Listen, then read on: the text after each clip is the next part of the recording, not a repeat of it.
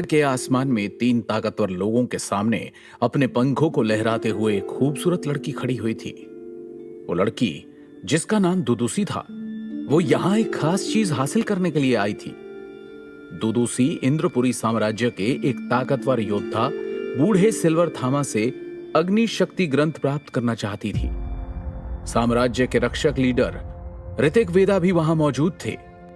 जब दुदुसी ने साम्राज्य के इतने ताकतवर लोगों को धमकी दी, तो ऋतिक वेदा ने वो ग्रंथ नीचे जमीन की ओर फेंक दिया और फिर पूरे साम्राज्य के ऊपर अपनी शक्तियों से एक कवच बना दिया। ये देखकर जब दुदुसी नाराजगी जाहिर करने लगी, तो रक्षक वेदा भी हमलावर रुख अपनाते हुए नजर आए। ये देख दुदुसी समझ गई कि अभी उसका रुकना उसकी जिंदगी को खतरे में डाल सकता है। इसलिए वो वहां से जाने लगी और जाते जाते बोली, बूढ़े थामा और सिल्वर टाइगर, यही नाम है ना तुम्हारा? मैं वापस आऊंगी जरूर, मेरा इंतजार करना। ऐसा कहते हुए उसके खूबसूरत चेहरे पर नाराजगी थी।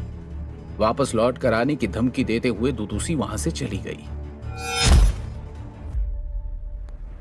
वहीं दूसरी ओर जब भूमि पर खड़े लोगों ने ये नाम सुना, तो सभी हैरान रह गए। भीड़ में मौजूद लोगों ने आपस में बातें करना शुरू कर दिया।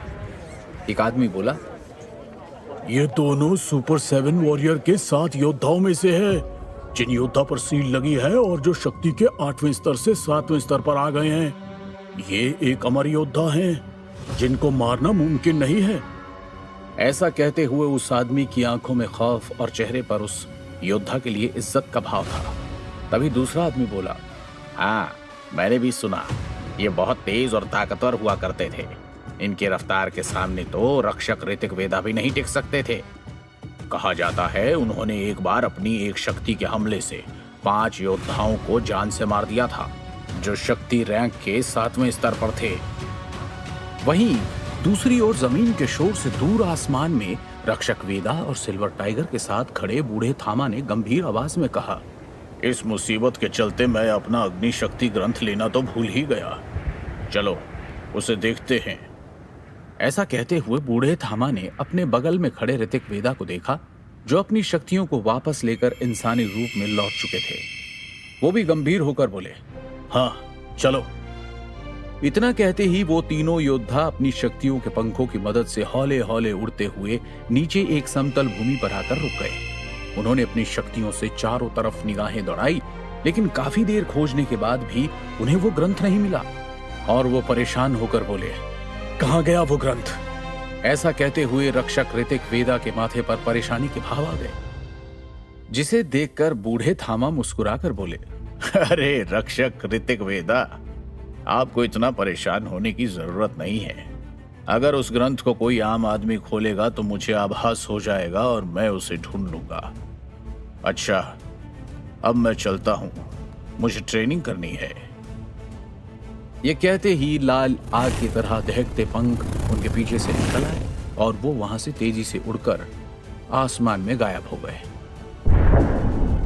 वहीं ऋतिक वेदा मुस्कुराकर अपने दोस्त को जाते देख हामी में सिर हिलाकर रह गए। वो अपने दोस्त को रोकना तो चाहते थे, लेकिन वो जानते थे कि बूढ़े थामा को अकेले रहना ही पसंद था। साथ ही उनके जाते ही सिल्वर टाइगर भी रोशनी में बदलकर उनके पीछे चला गया। दोनों को जाते देख साम्राज्य के रक्षक लीडर ऋतिक वेदा भी अपने नीले पंखों को निकालकर वहां से उड़कर चले गए। वहां अब भी काफी भीड़ मौजूद थी। वो सभी लोग इतनी देर से उन्हें सम्मान की नजरों से देख रहे थे। उनको जाते देख सभी के चेहरों पर मुस्कुराहट आ गई।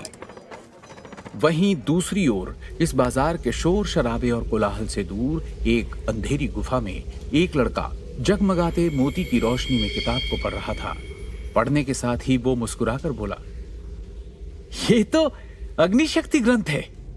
ऐसा कहते हुए उसके चेहरे पर एक मुस्कुराहट थी। ग्रंथ को देखते हुए वो लड़का बोला, अगर मैं इस ग्रंथ में लिखी तकनीक सीख गया तो मैं आसानी से साम्राज्य में होने वाले मुकाबले को जीत जाऊंगा। तब मुझे बहुत बड़ा इनाम मिलेगा। फिर मैं राजा को बोलूंगा कि मुझे पढ़ने के लिए सिद्धार्थ आश्रम भेजने का प्रबंध करें और मैं वहां अपने चक्रों को जागृत करके ताकतवर बन जाऊंगा। ऐसा कहते हुए उसके चेहरे पर एक बड़ी सी मुस्कान थी, जो अगले ही पल उदास